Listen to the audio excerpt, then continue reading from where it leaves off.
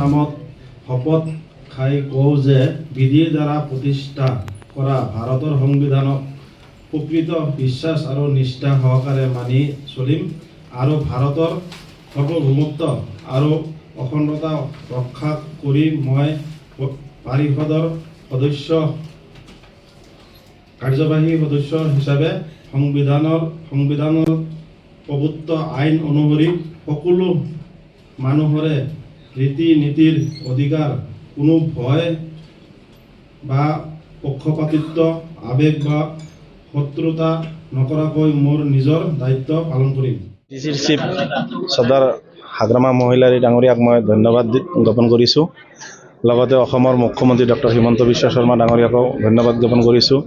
আজি মোৰ ওপৰত যি বিশ্বাস আৰু ভৰসা কৰি আজি মোক EM হিচাপে নিৰ্বাচিত কৰিছে, তাৰ কাৰণে মই সকলোকে ধন্যবাদ জ্ঞাপন কৰিছোঁ।